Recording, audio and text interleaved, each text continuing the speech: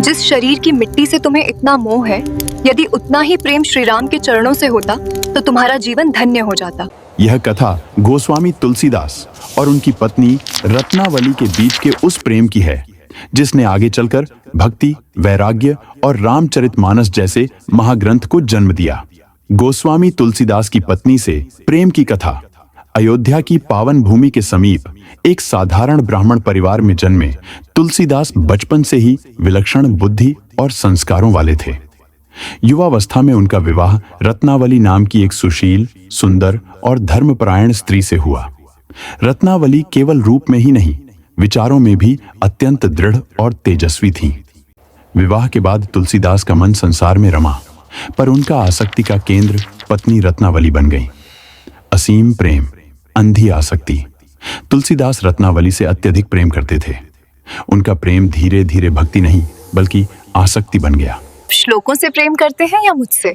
क्योंकि विवाह के बाद भी आपकी आंखें मुझे नहीं, कागज को खोजती हैं। देवी, वे एक पल भी रत्नावली के बिना नहीं रह पाते थे। एक बार रत्नावली अपने मायके चली गई। उसी रात तुलसीदास को उनका विरह सहन न हुआ। तेज बारिश, अंधेरी रात, उफनती नदी, कुछ भी उन्हें रोक न सका। कहा जाता है कि नदी पार करने के लिए उन्होंने एक लाश को नाव समझ लिया, दीवार पर चढ़ने के लिए सांप को रस्सी समझ लिया। इतना अंधा था उनका प्रेम। वह वाक्य जिसने जीवन बदल दिया। जब तुलसीदास आधी रात को रत्नावली के सामने पहुंचे तो रत्नावली स्तब्ध रह गईं। उन्होंने शांत किंतु कठोर स्वर में कहा, ये क्या मूर्खता है? जिस शरीर की मिट्टी से तुम्हें इतना मोह है, यदि उतना ही प्रेम श्री राम के चरणों से होता तो तुम्हारा जीवन धन्य हो जाता। यह वाक्य तुलसीदास के हृदय में वज्र की तरह लगा। उसे एक क्षण में मोह टूट गया, आसक्ति जल गई और जन्म हुआ एक महान संत का। तुलसीदास उसी क्षण रत्नावली को प्रणाम कर चले गए। उन्होंने गृहस्थ जीवन त्याग दिया और अपना जीवन श्री राम की भक्ति को समर्पित कर दिया। वर्षों की साधना, तपस्या और आत्मसंघर्ष के बाद उन्होंने वह अमर ग्रंथ लिखा, रामचरितमानस, जिसने करोड़ों भारतीयों के जीवन को दिशा दी। प्रेम जो बंधन बना वही मुक्ति बना।